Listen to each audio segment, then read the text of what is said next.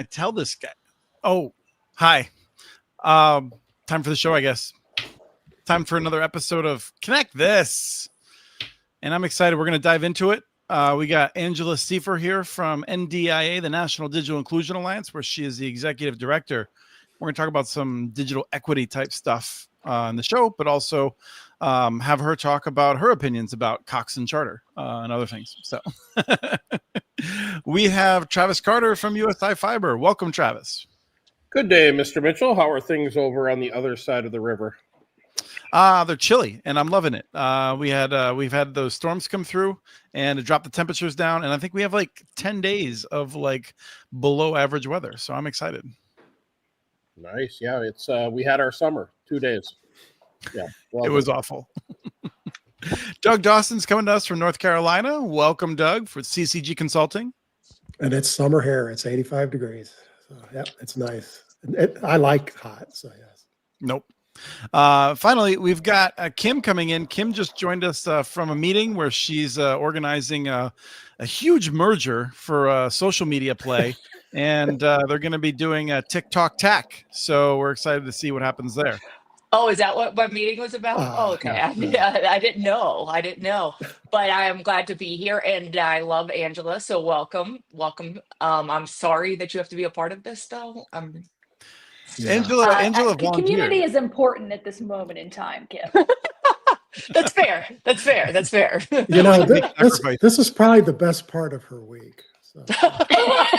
That actually is true. I think that's spot on, Doug. Yeah. On. I swear I locked my screen. I swear I locked my screen. It's the curse. It is the curse of Angela and Chris doing video together.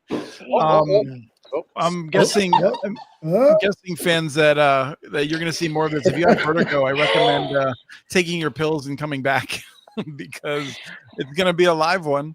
We're talking about a bunch of stuff today. Oh, dear me. I love it. Well, now she's so that's why I can't fix it, because I locked the screen. Now it's just going to, so now I'm going to have to unlock the screen. I don't even understand. There's never a dull moment on Connect This. That's what we like to say. Angela's going to pull in a digital navigator while we tell you all what digital navigators are.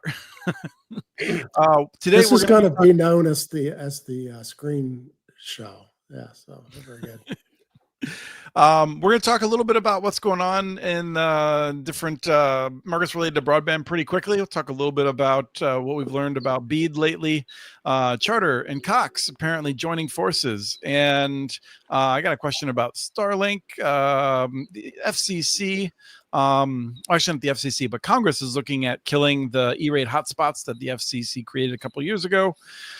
And we're going to spend a lot of time on digital equity because last week, President Trump decided to formally, he decided to officially, let's say, he's ending the Digital Equity Act. And we'll talk more about like what process is being used, what we know about it, and that sort of a thing. And if we have time at the end, I really want to just dive in on a paragraph that really annoyed me, and I want to see if it annoyed other people related to a broadband policy issue. So let's start off with BEAD.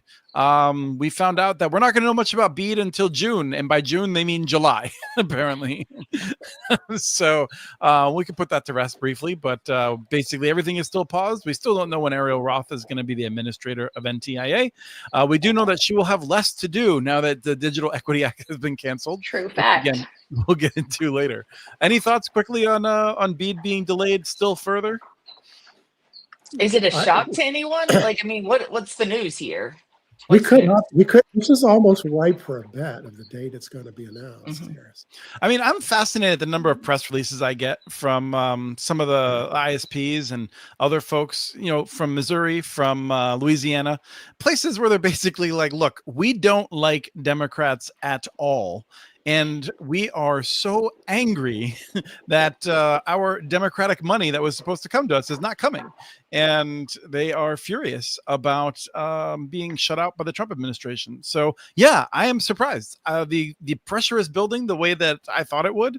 And I'm surprised that we still see a refusal of the federal government to let all of these people who vote Republican build their networks. So I continue to be surprised by it.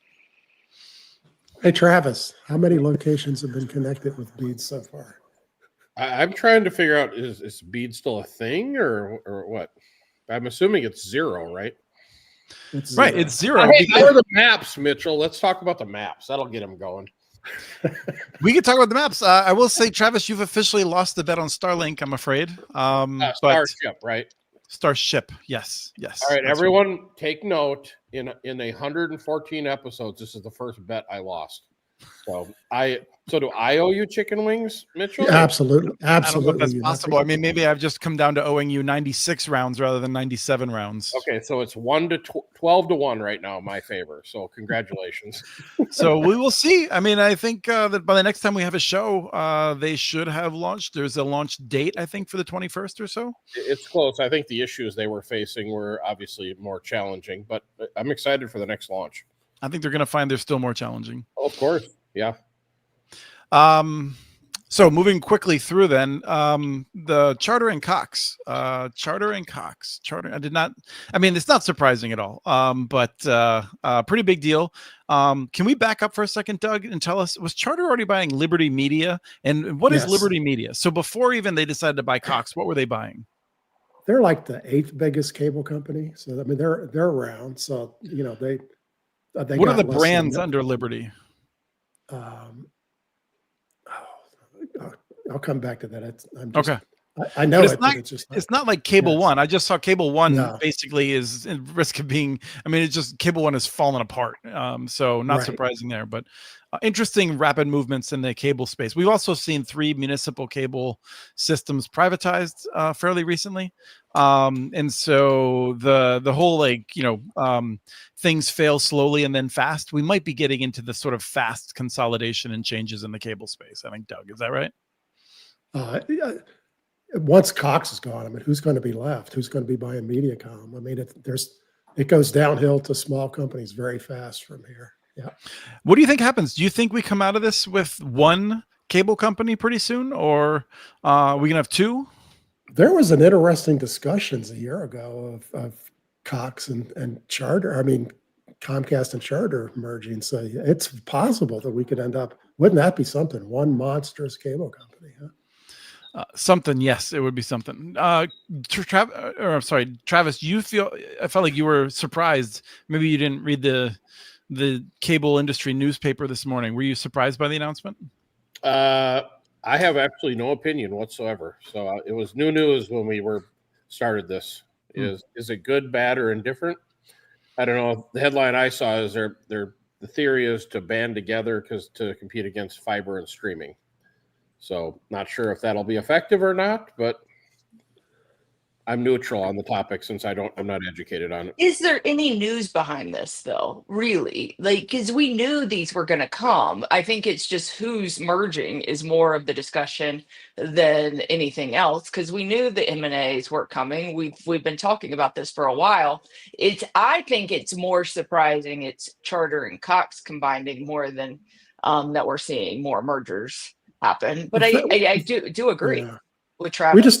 We don't know how Cox has been doing. Everyone else is losing a lot of customers because they're private. They've never told anybody.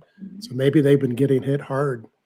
You know, they're in some really big markets like Phoenix and all. Maybe they're getting clobbered. Who knows? So Yeah, San Diego as well. Yeah. I feel like I've heard, I mean, I don't know what you think about the quality of service. But I've heard horror stories about Cox, and I've heard stories of people being really impressed and happy with it. So there's markets where Cox is really well liked. There's markets where they're hated, and one of the reasons they're not liked is they're like the second highest set of prices after MediaCom. They're really expensive. So I mean, customers might get a break to go down to Charter prices. So. Yeah, like what do we think this is going to do to the market space? Do you think that the cost of services is going to go up? Or I mean, maybe like you just said, Doug, is it going to go down with Cox going to Charter? I think that's what I'm more curious about. Well, I read that. Now, of course, you can only go by the press. The Charter press release said the big benefit would be the lower Charter prices for customers. So it was right. It doesn't mean anything. It's a year from now when they merge, but yeah. So they were touting that as a benefit. Yeah. I mean, I don't think it's going to do much to change the coax networks. These companies have been building Nah. fiber increasingly for the federal government programs and for their new. Well, that might be part of it. Cox has actually been changing their biggest markets to fiber, so maybe that's part of the reason Cox or Charter wanted them. No, they're Angela, a fiber company. Yeah. Angela, do you have any sense of? I mean, obviously, we all know, we talked before about Comcast being much better in digital equity than many of the other competitors, putting time and effort into it. Do you see any difference between Cox and Charter? Charter was involved in trying to save the Affordable Connectivity Program. Cox wasn't so involved. I mean, that's probably the most I can say about them. Yeah. They're both tiny, I should say. There's both sponsors at Net Inclusion. Yeah. I mean, it's not too surprising. But you're down in the Phoenix area next week with Net Inclusion and the Gila River Indian community. And Charter's always wanted to dip their fingers in a little bit. I don't feel like I want to dig too far into my true feelings about that to put you in an uncomfortable spot with a sponsor right before an event. But I do think Kim's got it right on. We knew this was coming. We didn't know who the names are. I do think this is bad. Like, I think it's bad because these companies will end up having more power and be more cohesive in the state legislatures to push bad legislation that's bad for people. So I'm not happy about it, but it was inevitable and we knew it was coming. So big merger though, huge, almost 35 billion, big. Massive. Yeah, I mean 35 billion between friends, Travis. I mean, that's not that much. Well, and then let's think about reality, right? You got a year to get approval, 2+ years to get integrated. So I mean, this is 3-4+ years out until there's any significant change, I would say. And what could change? I don't know. I don't. Maybe a little better customer service. So I guess I'm not really privy to really. that. I mean, would you even, Travis? Are you just saying that because you're searching for something to say? Because I can't imagine that better. I'm trying to add something here to get you wound up, So I don't know. I actually agree with Travis on this. Go for it, Doug. This is 2 years from now. It's going to be 100% AI customer service. It's going to be awesome. Remember, my goal here in these is to get Chris going. So, but okay. The things I say are Doug's comment is really interesting. Won't that be an improvement? I mean, right now, the problem with AI ultimately is that the AI is limited in its ability to reason and respond. However, that is exactly, humans have been doing this work in call centers for decades where they're not allowed to use their brains and to actually respond in ways that are empathetic. And so if anything, this is better because we're going to get the same bad answers, but we'll get them much faster. That's great. That's so true. They're going to yes. Good. Yeah. I actually disagree with this. Kim, go for it. I think you're going to see these cable companies improve their customer service. I think they can't. This is my talking point lately. I just don't think if they're bleeding customers, and from what we've seen on their financial reports, then they can't stay the same and expect that they're going to keep their doors open, right? I mean, that's decades away if it happened. But they have to pivot, and I think they are going to pivot. I think we've seen it with Comcast changing their pricing structure. I think you're going to see it with the customer service. But with any companies that get this large, customer service is always an issue because how can you control when you have that many people on the phones answering it? And that's always going to be a struggle. It's not a 10-person call center. It's just hard. But I actually think they're going to improve. That's a bet waiting to happen as well. Interesting. I don't know, Kim. Cox customer service is overseas. They're coming back to the U.S. And they actually are overseas. What we also know about the customer service is that it is also, they have structures in place for upselling. So that's part of what causes the bad customer service. So will they take that off if it's been gaining them money? That's profit over... Yeah, I mean, I guess I would say to Kim, I think you're right in that it is going to get better, but I think it's still going to be bottom of the barrel overall. It's sort of like going from a -10 to a -8. Comcast has done this, right? 15 years ago, Comcast customer service was truly abysmal. They have improved it. Their home install process pretty nice. They've done a lot of things to try and improve it. But at the end of the day, there's still an agglomeration of a bunch of different companies that were built using different systems, and they just can't have a single experience. It's always going to be, it's too large and bureaucratic, I think, to have good customer service. But I think you could be right, Kim, that it will be improved. We shall wait and see, guys. We shall wait and see what happens. But I mean, I get your point, because I think it's the size that we're talking, not the intention, right? I think the intention for maybe some of them, Angela, I can't speak. We're all speculating here. I think the intention is to change it, but can they execute when you're moving, like an empire and trying to change the direction of it? Like that's the hard part of this whole discussion.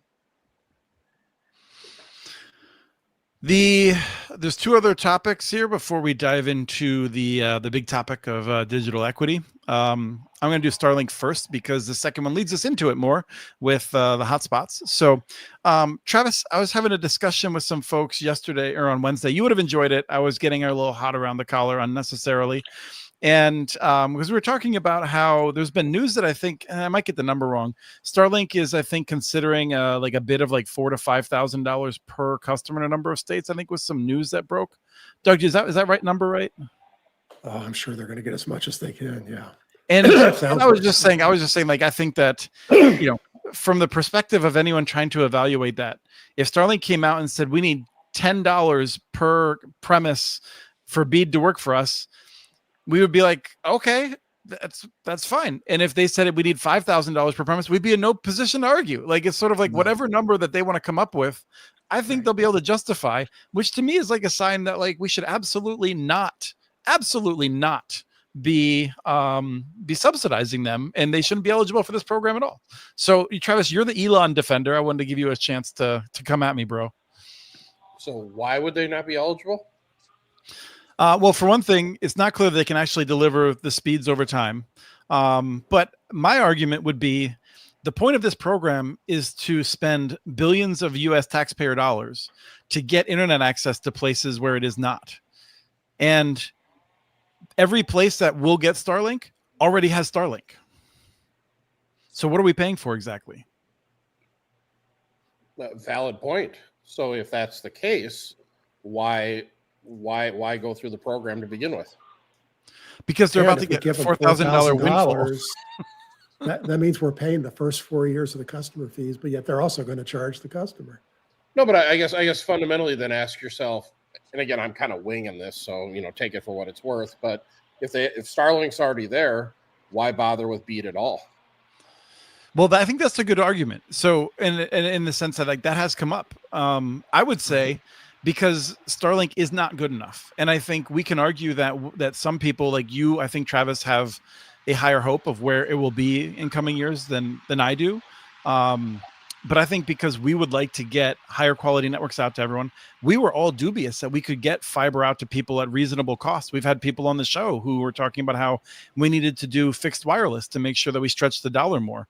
And yet more than half of the states have figured out how to get fiber to nearly everyone within the allocated budgets that we thought were reasonable. And so I would say that we should not be basically going back to like throw people at Starlink when we could get them higher quality networks, which will get them speeds that are multi-generational, like high-speed service for the next 20 or 30 years, when they're actually going to be paying less as a customer in their home than they would if we stick them with satellite. There's a lot to unpeel from the onion you just said. So you're right. What is your definition of high quality? So this gets into the other story that I forgot we're going to do, which is fascinating to me. That according to this study, and Doug, you can tell a competitor reported on this. If not, if it's worth paying attention to, because their numbers for how much people pay cannot possibly be true. I never heard of that company before. So okay, they claim the 500 megabit tier has replaced the 100 megabit tier as the entry level standard for broadband service in the U.S. The average month, and then it talks about monthly costs. But basically, at this point, nearly everyone in the United States has access to 500 megabit down, and 20 or 30 megabit up. and Starlink cannot hit that on the downstream. Seems unlikely anytime soon to be able to exceed it. And so we are once again talking about something that's obsolete. It's just not obsolete as much as it had been in terms of the ratio in the past of how much it was off. Does that make sense?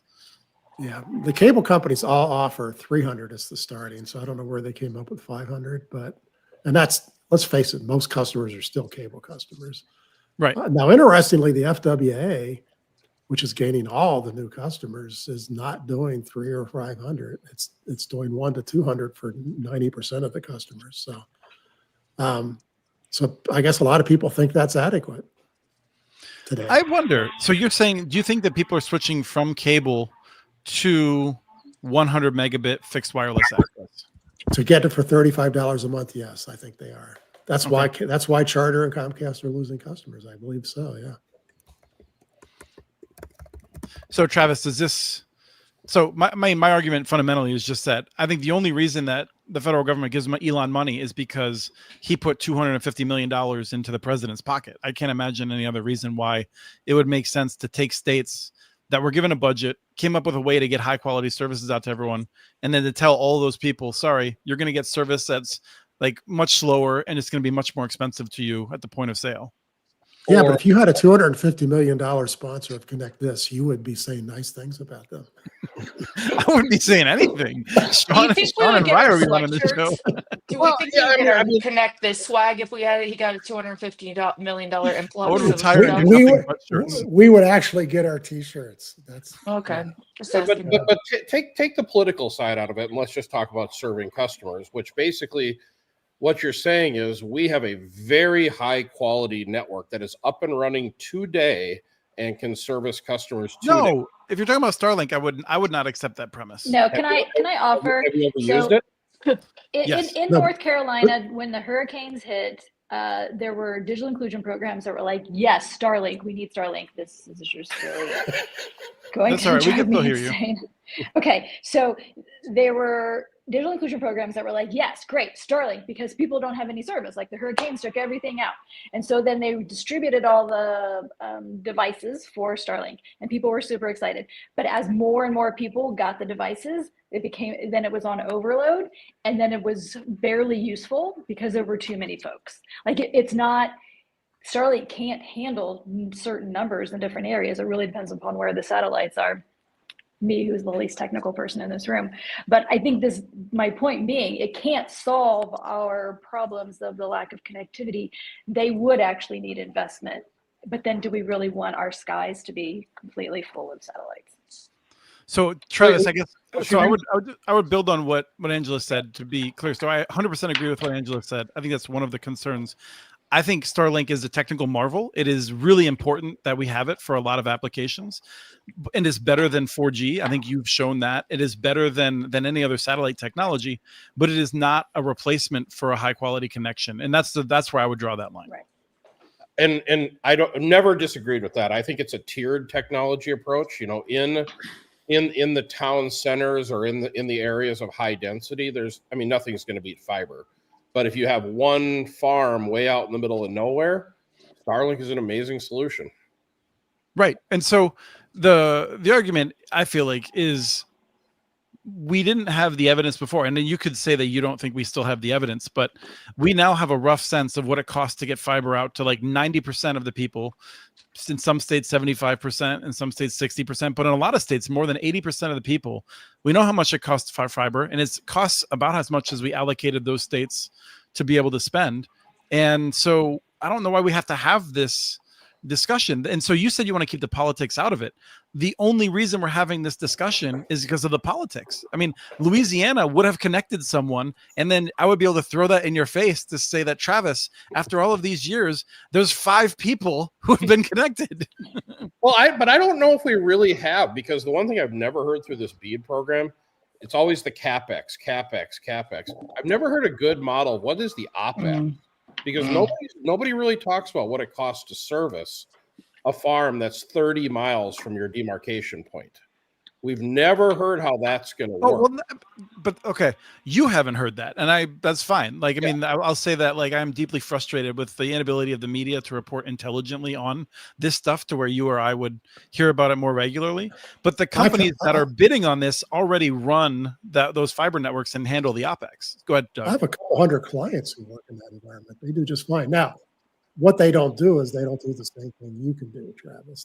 People may have 2 days to get it repaired, that sort of thing. So they obviously can't do the same kind of high technical repair quickly that you can do in a city, but they do just fine. And people understand that, they're a 45-minute drive from the hub. So, there's already hundreds of ISPs. That's where they live and work. So. And it's not new also, Travis. Like, I think it's important to know the history of this. Like, some of these were BPON networks before they were GPON networks, before they were XGS-PON networks. So it's not like they're not familiar. They've seen the full life cycle. Some of these networks are 20 years old. Well, it comes full circle to the initial question, and that's what we always have to solve for. What do you consider a high quality network? And if it's okay to have a 2-day outage, then that's okay. That's, if that's the definition. I'll tell you, in a high density metro area, you would be out of business if you had a 2-day outage. Yeah. Oh yeah. No, it's not the same place. It's not the same place. And that's fine. But that's where I'm saying that, we really haven't had a good explanation of how people are going to support these networks ongoing. Well, that's what I'm saying, though, is that it's a weird question in that for 20 years, North Dakota and Washington State have deeply rural areas where they've had these networks operating, and they charge an amount that allows them to be able to do it. Now, none of them are, none of them have, the kind of executive salary that like the big cable and telephone companies have. And so they're charging $70, $80, $90 a month. They might be charging more than you are, Travis, but they're able to make that business work. Like Doug said, I think, if you told me like, all right, you're going to live out there, you're going to have this connection, it's going to be $70 a month. And like once every like 10 or 12 years, you're going to have a 2-day outage.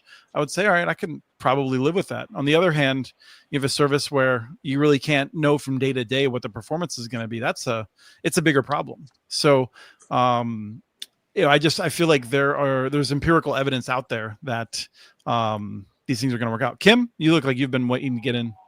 No, I'm just listening. I think this is a discussion that it's happening everywhere. I kind of agree with Travis. I think it is you do hear more about the CapEx than the OpEx, but I'm not going to say it hasn't been discussed, but you have seen it. And I think you have to define, kind of like what Doug said, is what is acceptable like for an outage in order for these models to work. And I think that's where people don't talk about, because people want the same level of service and live in rural areas sometimes, and that can't be accomplished. If you're, in the middle of nowhere, California, are you going to get the same service that Travis can give in city Minneapolis? You just can't. One of the things I like is that people will have a choice. And so, there will be areas where Travis, it could be in 3 years, Travis could say, look, Chris, look at these 3 networks that have had all these problems and stuff like that. And there's one that's going bankrupt, or there's several that are going bankrupt. I would absolutely agree, Travis, that those are going to be concerns that are going to hit some networks. I mean, the nice thing is that like, if we are not artificially putting an extra 1 million people on Starlink, there will be lots of capacity available for people who'd like to choose. And so one of the great things about Starlink is that it will be a choice for people. I just don't like it being the only option if there's a reasonable alternative. I don't want to put $100,000 of taxpayer dollars into connecting, some like centimillionaire's third vacation home. 100% agree. Like, does not do that. So like, I feel like we're largely in a similar place here. Well, and I want to throw in, I'm completely on Travis's side for this. I'm mystified by companies like Charter and Comcast going after BEAD, because at the salary of their tax and all, I don't see this making any sense. I mean, these little Comcast companies is in can like 18 states, right? Comcast is looking for BEAD in 18 states, I think. I know, and they're going after really rural areas. I've seen some of the places they're going after, and And their technicians make a heck of a lot more money than the technicians of these small companies we're talking about. I So, don't Doug, get their model. So, but you explained it, didn't on a previous show? I think you said precisely, which is that on Wall Street, they evaluate these companies based on like the growth in the number of customers. subscribers, not Yes. and they don't understand the model. Like, this is one of the things that drives me nuts. And like, I feel like when I talk to Travis, there's times in which I'm like, Travis, you have to understand. You understand these models so well. Most other people don't. And like a lot of people who are putting money into this stuff also don't have anywhere. Yeah. They don't have any understanding about it. And so, so that's where we are. Maybe I'm just too I have a comment for the person who just went blank and maybe is upside down. But I just wrote a blog yesterday that said, why doesn't Comcast and Charter go after all the low-income places in the city to keep their customer accounts up?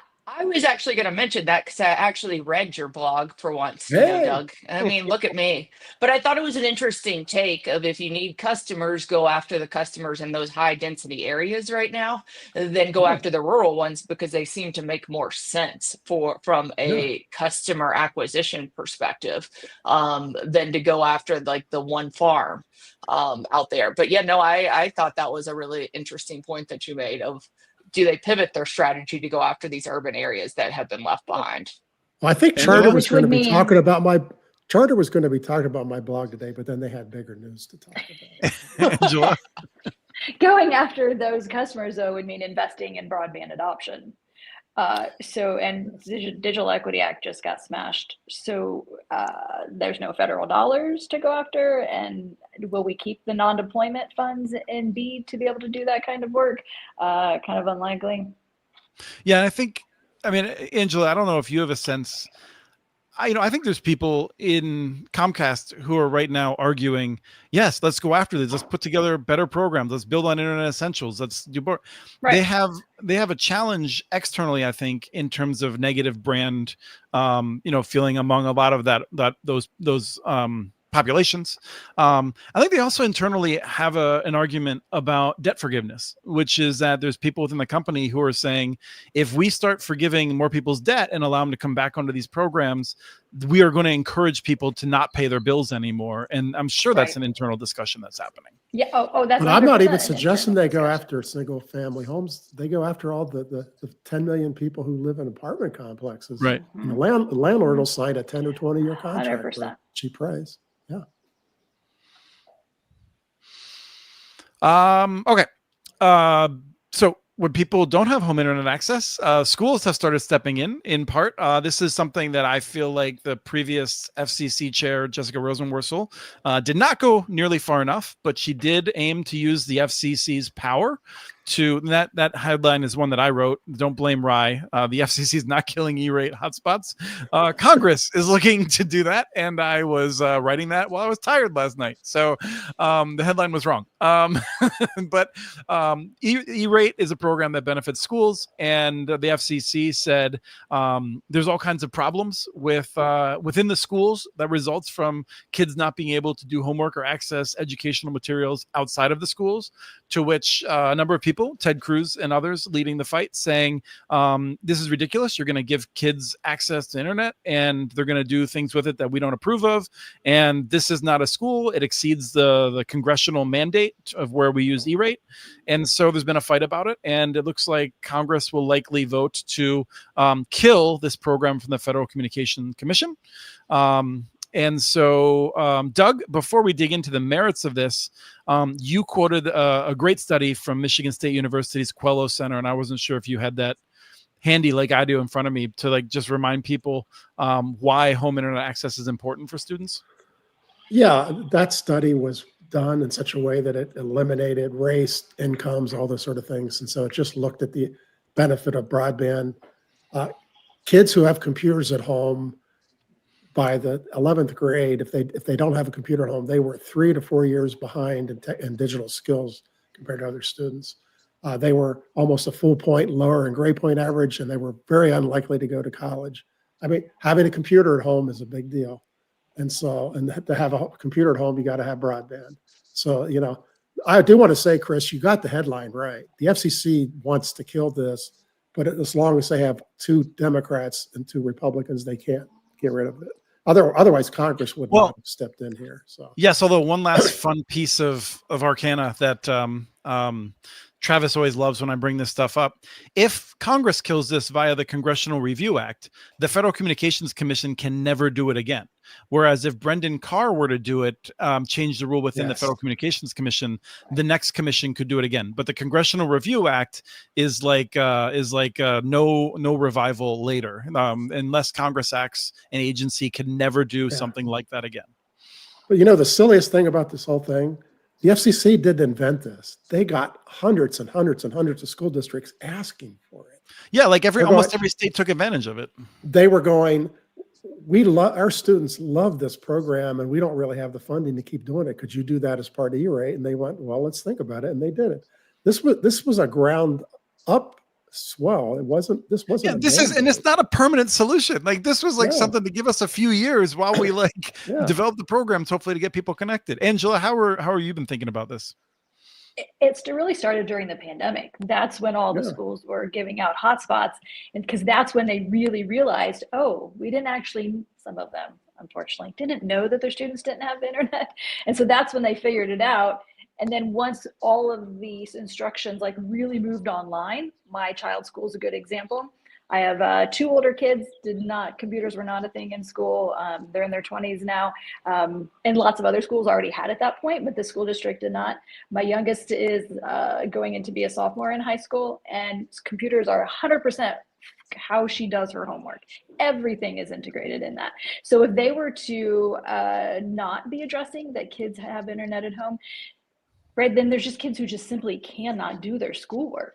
Like absolutely impossible. And so that is such an integrated part of our lives. It's really crazy that the idea that we would be so worried about what a child is accessing when the schools they lock that stuff down. Like it is so locked down what kids can access. Sometimes it's a problem because you can't find information about breast cancer because the word breast is something that's being identified, right? So I really it feels very short-sighted. I think We we're would like regulating. to talk to your software because Travis believes they can all break it. So Yeah, I kind of agree with Travis on this, but I think we're regulating on the 5% who are doing bad things with these like programs and not really addressing the 95. So we need to, I think it's more of a fundamental problem of that so many people are looking at what could happen instead of looking at the benefits of it. And I think that we need to reverse the script of saying, yeah, there's going to be people who do stuff. There's going to be those sophomores like Travis believes that are going to break into these computers. But, 95% probably aren't. And I think that's where companies get in situations where they try to do things for the 5% instead of the 95%. And this is what we're seeing at the federal government. But I do think it was a good program, and I'm sad to see it go because I do agree that if we want to remove some of the digital equity problems, we have to give people the ability to raise themselves up to get them out of there. And there was such an easy fix. If you don't want your kid to get a hotspot, then tell the school you don't want the hotspot. Everyone else wants the hotspot. So, yeah. Yeah. And I mean, there's all kinds of other problems that are technical in terms of, I've talked with multiple school districts in Southern California where they distributed hotspots and found that the macro cells, which is their only option around them, were saturated. And so, this wasn't a perfect thing. This wasn't like how we were going to save the Republic. Like this is going to be like a pretty minor thing that would make a difference around the edges for like 1 million kids, out of the like 9 million who don't have internet access. Like it's kind of a big deal. Okay. Angela, we can just recap quick. Travis, sorry, Travis. I always figure if you're muted that you kind of don't want to jump in. I was just trying to come up with a counter argument because that's my position here. So Starlink bad, hotspot good. Same basic technology. No, you're trying too hard. You're not going to upset me this way. Same issues because again, from a practical standpoint, from the local school district here, hotspots were terrible. Very, very poor experience. A better solution would have been to give all the kids like Comcast Essentials or something. That would have been a better solution than the hotspots.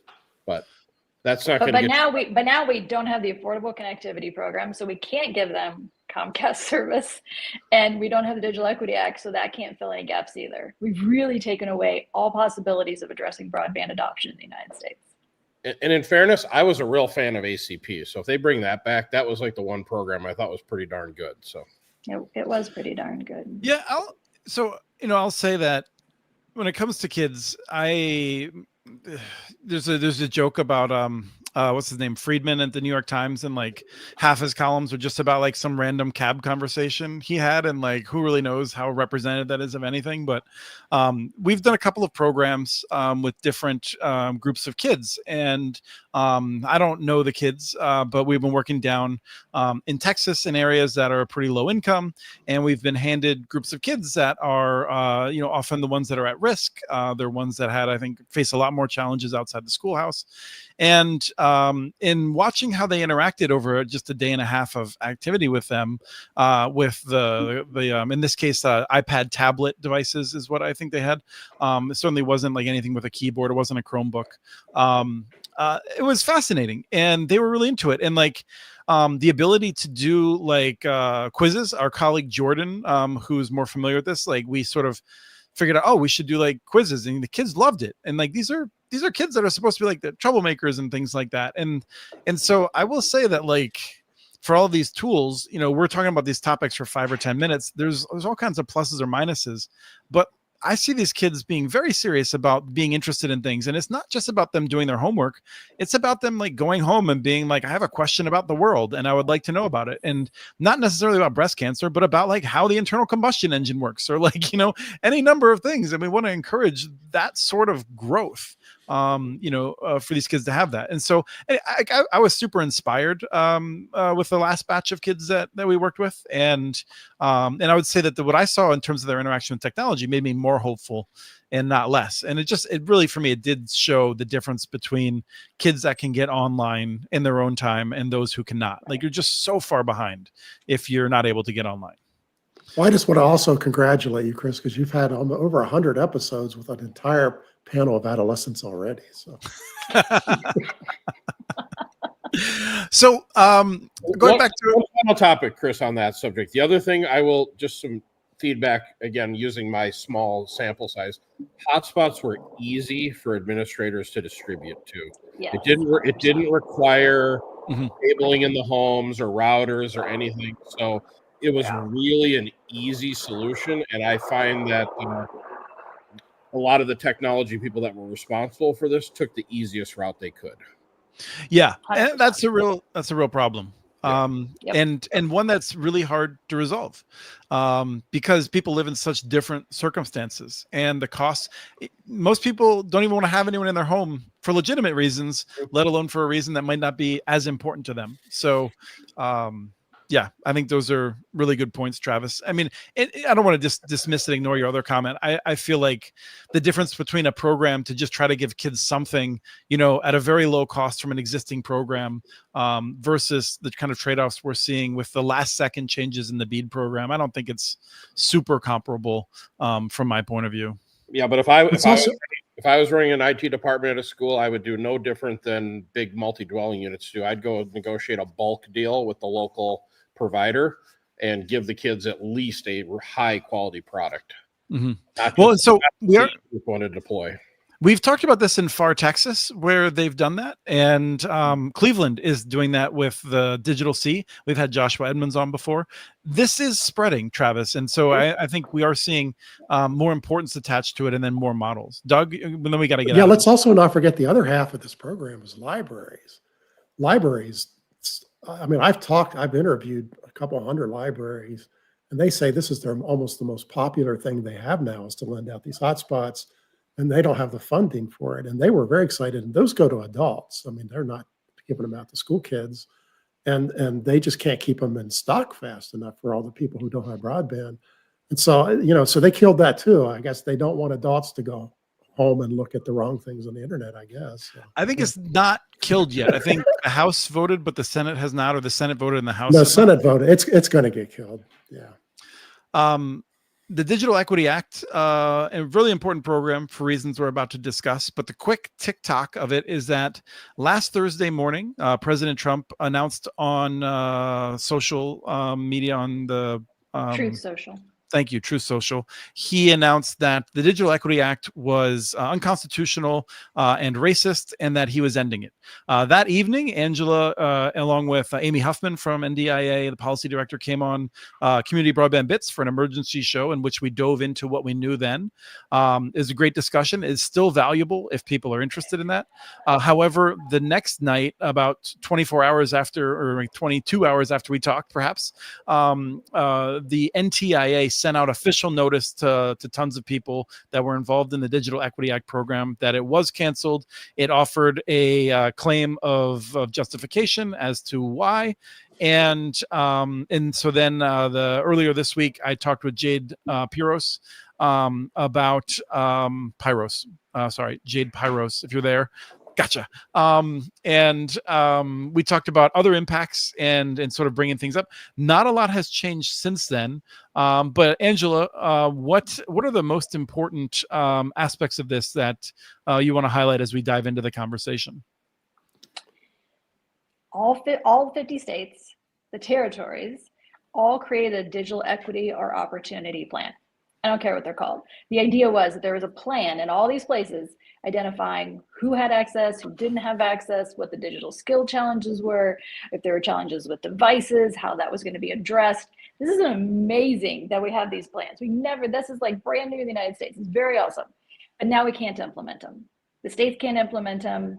Well, they could if they can find some money. I don't know how you find enough money to fill a $2 billion hole. It's a pretty big hole. So about 60 million was spent to create the plans. And then the state's implementation has just been getting started. 65 organizations had been identified to receive some of the competitive funds, not even all of the competitive funds. And then 4 of those 65 had a contract, including NDIA. Ours was the largest, a $25.7 million project, 13 sites around the country, urban, rural, tribal, and it was to expand the digital navigator model. And now it's just all stopped. All that investment, and where are we now? Right. And this is all money for training and devices and that sort of thing. This is not to build physical networks. This was to help drive the demand for them and make sure people could use them safely in a way that didn't create additional cybersecurity threats and things like that. Doug?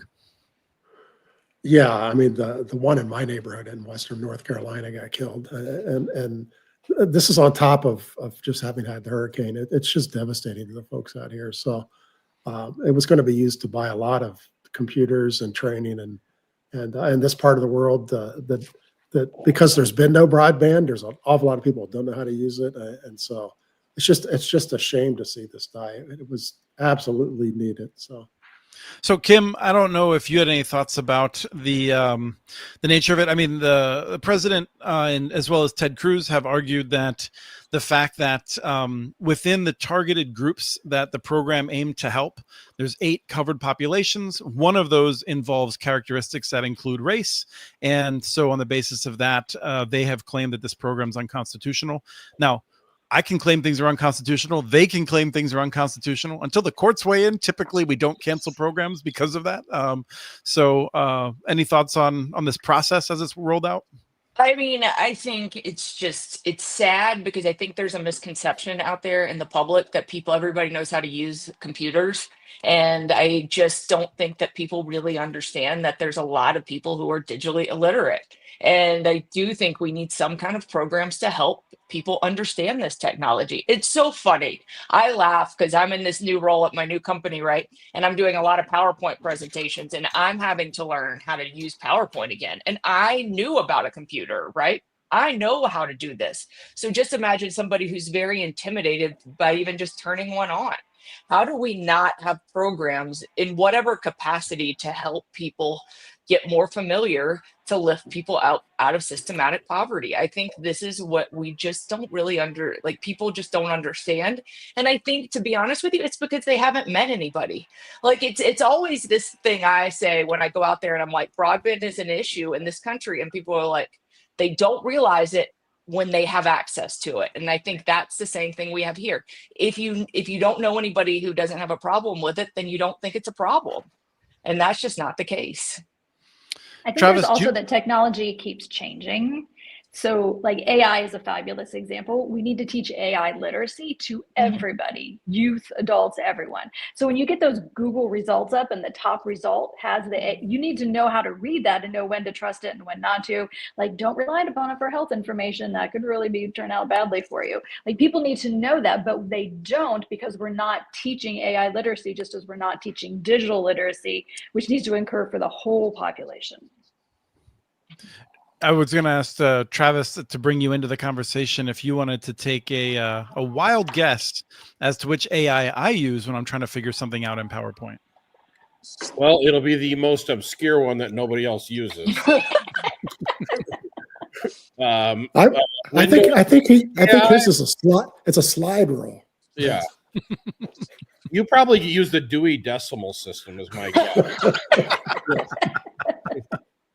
You know, I'm not really well versed in this, but it's interesting conversation. The number one thing I bring up when we get approached by the city, county government is we can give away all the free internet in the world, but if people don't know how to use it, it doesn't really matter. So I've always been a real fan of the more people taught to use these tools, the better off we'll be as a society. So there, I agree with you, Chris. Yeah, no, I'm not surprised to hear that. I mean, we've had on people like Matt Larson, who has set up centers that he's able to help fund through his ISP. Where were we? There was a place. Oh, Kim, were you in the room at the Community Broadband Action Network with the guy from Southern Iowa Network? It's a private network, and they enjoyed the Digital Navigator program so much that they felt that like it was something they wanted to put some of their corporate funds into because of the demand generation and things like that. I mean, they're a smaller ISP, but they still saw like a value of like tens of thousands of dollars from work that they did. You weren't at that session? Okay. I wasn't at that session, but thanks for calling me out for not watching that session now. I want to recreate it on the Community Broadband Bits podcast to share it more broadly. I mean, I think, I feel like a lot of the people that build networks like Travis, they want people to use them. And so it's not surprising, but Travis's business is not to like figure out how to like recreate the library or the school system. Right. And so, but the ISPs are always an easy target. We didn't, but again, there's a whole group of our society that has no idea how to use this stuff. So if we can get technology in front of them, this is why I always thought ISPs are funny. They should help promote it because it's ultimately long-term more customers. But, how do we get there? Again, it's not my avenue of expertise. I do want to ask, Angela, if you could think briefly about like, let's assume for a second that President Trump has a significant change of heart. And since he personally sets policy so directly, if he wanted to say, you know what, I still don't like that DEA program, but I want us to figure out how to really help more people get online. From what you've already seen of like one approach to go forward, what would you do immediately to try to make a difference in people's lives to spread this training around? I would fund the programs that have already been identified. They've already been vetted, right? All of the hard work to make sure that these are quality programs are going to make a difference in local communities. The trick with this work is that because technology is intimidating and confusing, and it has in fact caused harm, and everybody knows somebody, particularly if you're an older adult, somebody who's been a victim of a scam online, and you might even be in the process of being a victim of yourself at that moment. So having a trusted institution that is the one providing those services is really, really important. But it's hard to distribute money to local organizations and find those trusted institutions. That work has already occurred. People have done that, right? And so we need to get the money into those organizations so that help can occur now. And yes, I do think he could change his mind. Kim, what are your thoughts in terms of anything that you've seen? I know that you've moved to construction further away from this space, but what sort of things have you seen in terms of your time at Utopia where you think things that could move the needle? Let's assume for a second that the president doesn't have a change of heart and we need to see states and localities step up with lower budgets. What do they do next? I think cities have to get involved with these programs. I think they have to take the initiative to develop programs and develop departments in order to go out into the community and do these. I think that there's a lot of ISPs who've tried this, and then the money gets involved of how much are we spending, right? Some, like, I'm Yeah. loving the examples of that some ISPs see the financial benefit, but I don't think when you're in a boardroom necessarily a lot of them see the benefit as much. So I do think it's about communities and like organizations within the communities to get out there and tell the word by partnering with some of the ISPs more than letting the ISPs lead the charge personally. But that's kind of, I know that when I was at Utopia right before I left, one of the things they were really working on, and I haven't followed up to see if they've launched it, but was Utopia University, really trying to like start providing content for people to go out there and going into the communities, because I know they were looking at hiring like a community liaison because they saw the benefit of it, like what it could be. But it also comes down to, like, at the end of the day, who has more of a responsibility, the ISP or the community? And I think it's the community who serves them should be really involved in this process. But Angela, I'm sure it's not as easy just to say that. It's easy to say that, but how many people really execute on these programs at the end of the day, right? We do have a lot of local governments more engaged in this work than ever before. NDIA runs what we call our digital inclusion trailblazers. So we celebrate the local governments who are doing anything around this. And there's been more and more jumping in. But you know, the areas where it's less common, rural. And this money was to also assist. I mean, the rural populations are one of the covered populations. So I think what's going to happen, we will see, as the trend had already been, there's more of these programs, digital inclusion programs, helping people learn how to use the internet safely and to, conduct work, health, everything they need to do there. We'll see more of that in urban areas than rural areas, because there's just not the structures already set up to do that, which the money was going to help get those developed. Doug, it's said that economists have predicted 9 of the last 2 recessions. I feel like you've predicted lawsuit after lawsuit, and only a few have come to pass. Are we going to see a lawsuit on the Digital Equity Act? Well, somebody will sue because, I mean, every federal grant that's being killed, somebody is suing. But it could be 11 years in the courts before it gets resolved. There's hundreds and hundreds of lawsuits right now on killed grants. So you have to get in line. So. Yeah, so I mean, somebody will sue. Somebody. Yeah. I mean, Angela, could you? And I'm not asking Angela the question about the lawsuit because I know that you've said publicly that you're exploring options. You haven't committed to a course of action yet. Just give us a sense of, like, let's assume that there is like 3 or 4 years of lawsuits, and you get the money in 2028, 2029, and you can start moving forward. Then, so you lost a few years. What's the big deal? I like my chest just like clenches up. Oh, what year was that? So we're going to lose expertise. It's happening right now. The states are already laying off their digital equity staff. So that's expertise at the state level that we're losing. Local digital inclusion programs have started laying people off. They are downsizing. They had scaled up because they wanted to be ready for this federal investment. So they convinced local funders to help them scale up so we're ready. And now they have to start laying people off. So if we're able to successfully get the money back again, everybody has to scale back up again. So we've lost that time. And it's not too far off from the situation that's occurring with BEAD, right? Where folks were ready and then they can't implement. Yeah. And one of the things that I talked about with Jade in our show is the impact on the states, because it isn't the case that state broadband offices are just going to say, okay, well, we're going to fire the person or lay off the person that did digital equity. In many cases, there are multiple people who are partially funded by this, or there is, it's not clean. It's not a clean break with one person. This is going to be very disruptive to other programs as well. Doug, it looked like you were 100%. And Doug, I look like you were leading. I was just thinking that we should probably do some camera training so people didn't turn upside down. So I do think, to Angela's credit, there's not a lot of these shows that, like, if you do Zoom, her camera's not going to mess around. We're on a browser, and that system is clearly one that. So this is your fault. I can tell you this only happens when I'm a guest on his show and I'm using my It's tablet. his fault. It's his The fault. only time it happens. You don't we don't need your explanation, Angela. We just blame Chris. Anything that goes wrong, we just blame Chris. Okay, Travis, I'm good with that.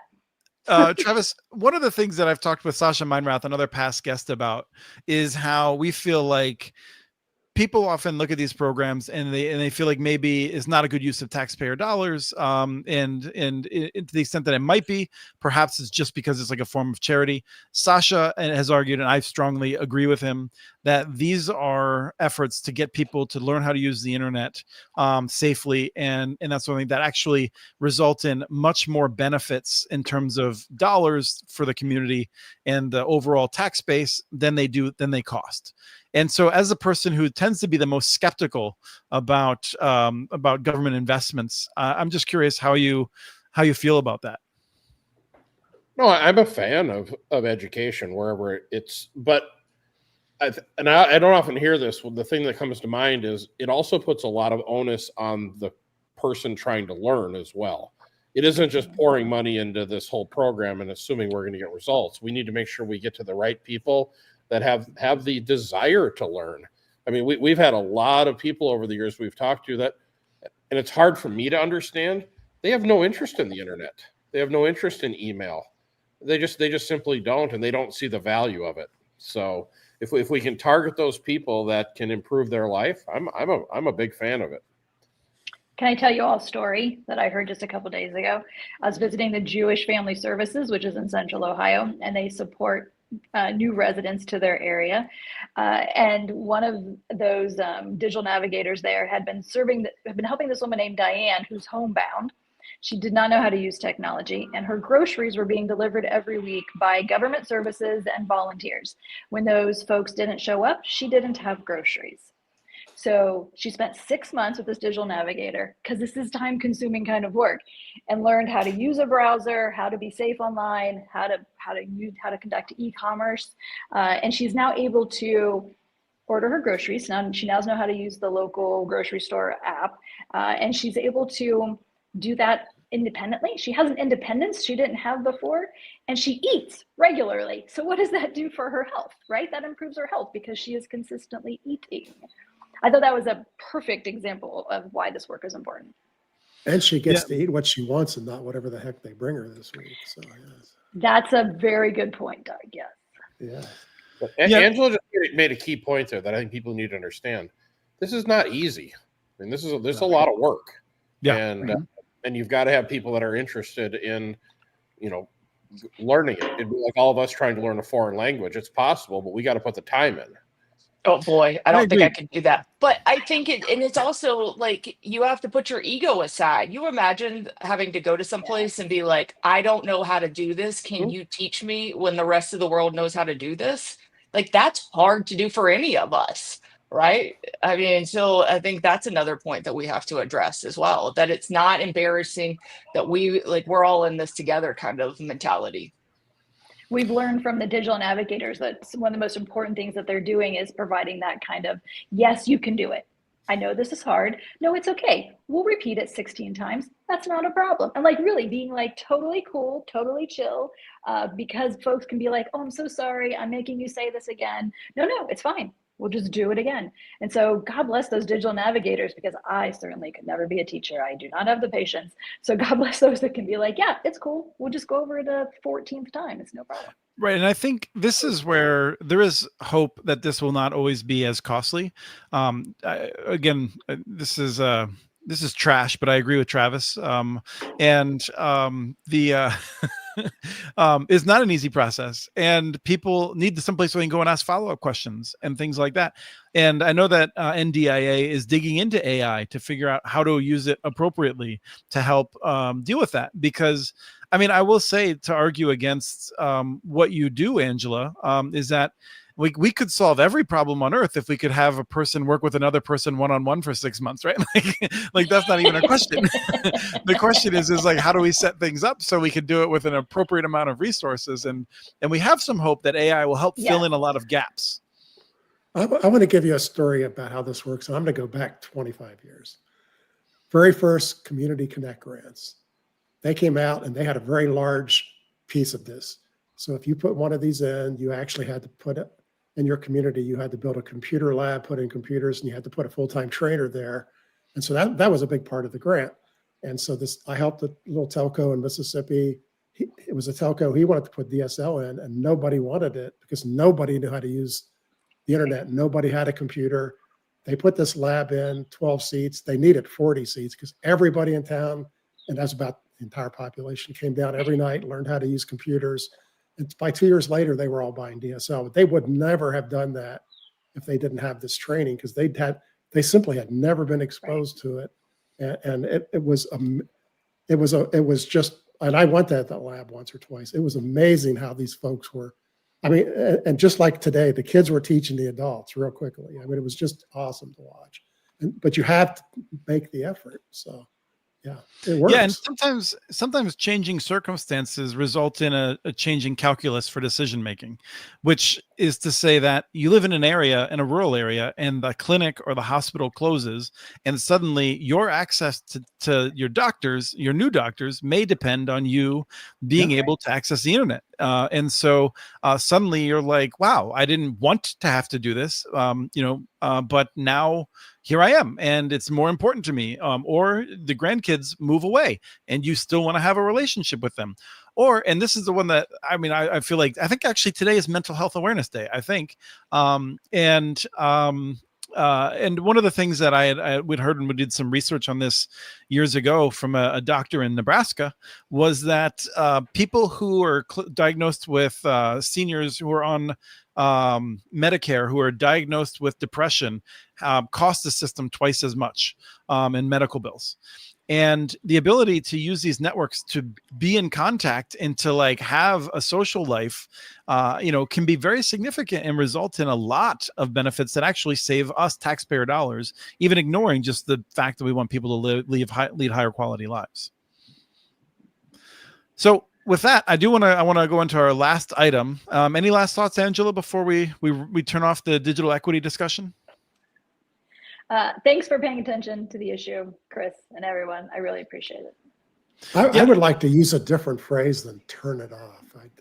Well, I mean, so we didn't spend as much time on it. I mean, I don't think this has much of a hope of surviving court challenge. It's really frustrating.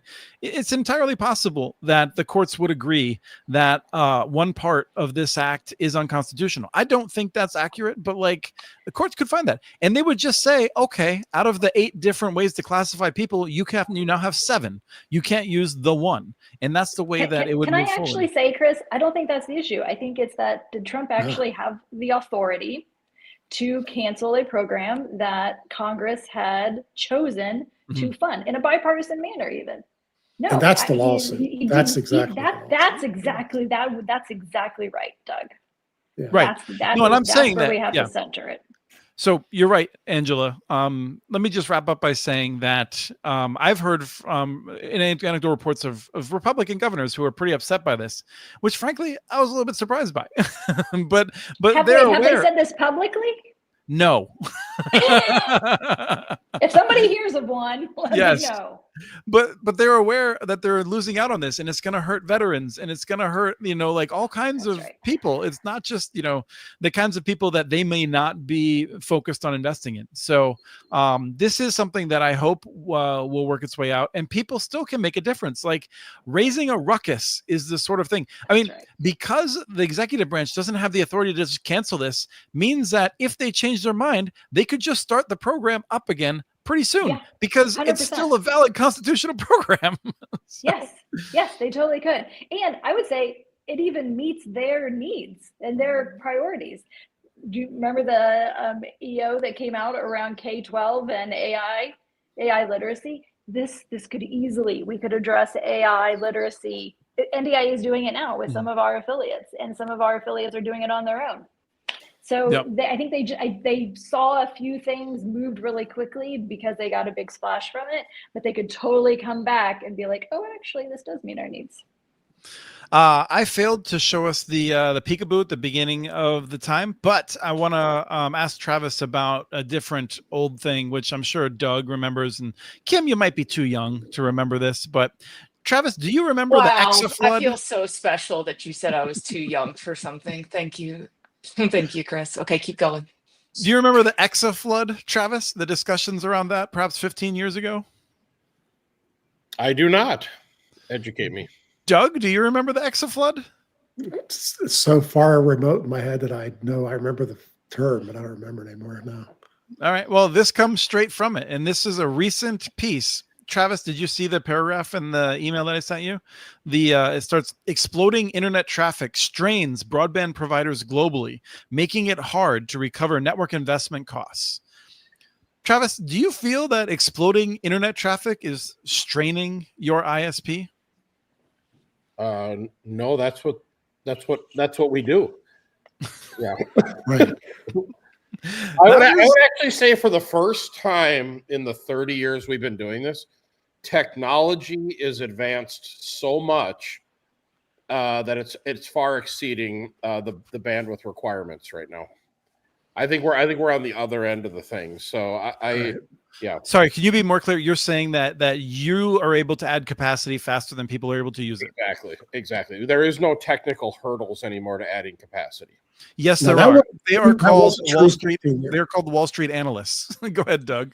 It wasn't true 15 years ago. See, the cable companies at that time, when they first put broadband in, they had 1,000 homes on a node. It just killed them. And so they were just, their first 5 years of being an ISP was horrible because their network was set up to do cable TV, not broadband. So they did have that problem for sure. So. Their lobbyists still use the same talking points that is Netflix is a harm to the network Yes. owner, and that and now the thing that I find frustrating is that I actually agree with the overall point of this op-ed, which is that when it comes to the Universal Service Fund, I do think we should tax Amazon, Facebook, Google, Apple. And it's not, I mean, I could come up with some explanations of why, but it's really because that's where the money is. And you can have a very small, tiny tax that would create a lot of revenues. You already do tax them. Right. All their transport links are taxed. Right. And the argument here is that they should be subject to an additional tax. On top of 34%? So this is where it gets really complicated with what USF currently, how it's set up. The argument, Travis, would be that right now the tax on USF at 34% is because it is such a small amount of the overall broadband revenue pie. Like you've got this big piece of pizza and you're trying to collect all the revenue you need from one small slice of that pizza. And the argument is let's actually collect the revenue we need from the whole pizza, but like it'll be a much smaller amount on a per user basis.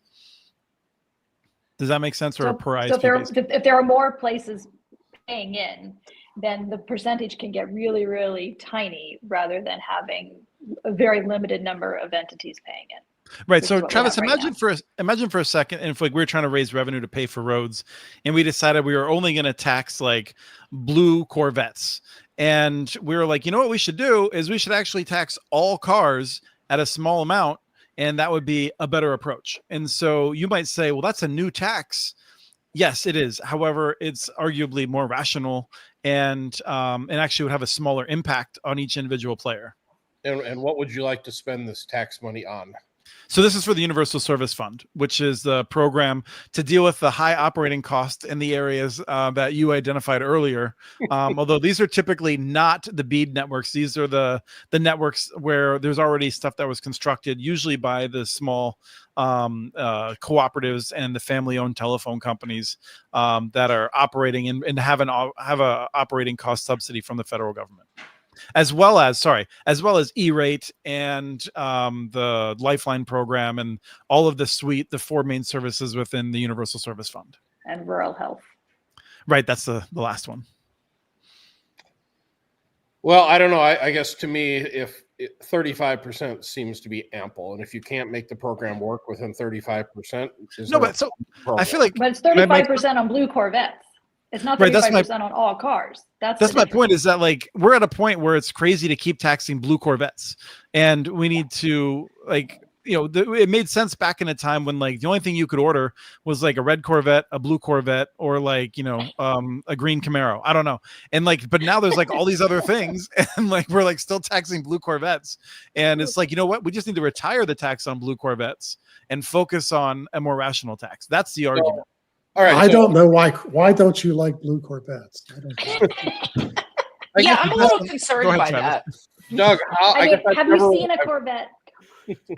I've never looked at a financial for a small rural operator. Are they always operating in the red? So that this is actually gets into a whole other question, which I will candidly admit is uncomfortable for me. Some of these are like, some of them do. Some of them are in really remote places, Travis. right, and some of them have 150 customers, and there's a part of me that is like, you know what, we really need to have some basic standards where like you can't operate at 150 people in the modern art world, like so. Right. So Travis, there are issues there.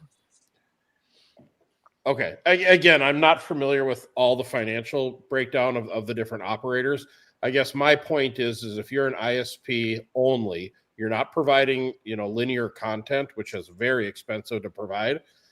Unless you're between out in the middle of nowhere and nothing, you should have a financial model that you should be able to self-sustain without having constant government dollars come into you. But again, I've never dissected one of these small ISPs before to see. Yeah, so last thought. Comcast and Charter, and going after BEAD money, fully believe that in 5 years they're going to be able to get those monthly subsidies. That's how they think they're going to pay. Yeah. No, I think that's the whole point. Is there's certain businesses out there that can't survive without this, without the subsidy, and the question would be why. Yeah, but they never gave those subsidies to the big companies like AT&T and Verizon. They didn't get these monies. So this is one of the challenges that we have when the Universal Service Fund does so many different things. Travis, you're raising good questions about one aspect of it. I wish that we had a system in which we could actually move forward with like substantive reimaginings. Angela is doing work to try to encourage Congress to revisit the Universal Service Fund to raise some of these questions and to put it on firmer footing. But we are running out of time. Any last comments on it? Well, I would just say the big content providers do a very good job having ISPs have access to their content. And given the fact that 80+% of an ISP's traffic is going to these large content providers, it feels like yin and yang to me. ISPs need these guys to have content that people want to pay internet service fees to, and the content providers need the ISPs to transport the bits. So I guess I'm not necessarily in favor of adding a whole bunch more costs onto, the content providers.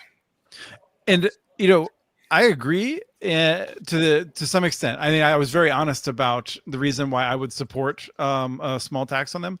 But Travis, to be clear, your position, and it won't surprise you, is the exact opposite of that of Comcast and the big cable and telephone companies, both in the United States and Europe, the big monopolies, the big infrastructure owners over in Europe, where they're always trying to figure out some way in which they can try to get Google, Netflix, and Apple to pay for their capital costs. Oh, sure. They have a lot more people and a lot more money and a lot more divisions that can analyze this and go after. If you're a small operator, you just don't have the time and resources to chase these dollars. Mm-hmm. So the big companies do. Sounds like your next show is on USF, Chris. Oh, I don't know. We'll see. It would be like the next 10 shows if we tried to tackle USF. I mean, there will be a show coming up on USF because the Supreme Court will decide on USF probably in about 5 to 6 weeks or so. Right. And we will talk about it then based on what we know at that point. I think we will be back here in 2 weeks. We'll aim to have another fun guest. Angela, it was wonderful having you on today. Thank you. Thank you for having me. I appreciate it. I will try to come up with something funny or something that I think is funny and everyone else just sort of slaps their head regarding Kim's company, TAC Broadband. So we'll see what I can do in 2 weeks. I don't think you've ever you have never said anything funny. So good luck to you. I don't know. The best he ever did was today, Tic Tac Talk, and that wasn't funny at all. But that's the best he ever did. Yeah. We've been a little remiss in the chat. So the answers are buffalo chicken wings, and Ruben, I agree with you on green pepper in your lasagna. Disgusting. So there you go. Just get a couple. Oh, I didn't even see that one. At some point, we'll explain to Juan Roman that the job of a host is to move the conversation along and present arguments. And I don't always get to present my own opinions. I'm trying to have conversations to help people better understand what arguments are out there. When I'm ranting, that is generally my opinion. I was like, wait a minute, you've never been able to deliver your opinion? I rant for at most 2 to 5% of the show. I mean, it's a very small percentage of the show in which I rant. What show has he been on all these years? Yeah. This is what this show was built for, is you to rant. So he's on the other one. Connect that. Yeah, connect that. Yeah. This show is a transfer mechanism of for hypothetical bets for wings. So that's what it's always been. Thank you all. I really appreciate your time. Everyone who's listening and watching, thank you. Let's make sure that we connect everyone. There's a future in which we can really use this technology to give people more choices over their own lives. And we'll come visit that again in 2 weeks. It's been another fun episode of Connect This.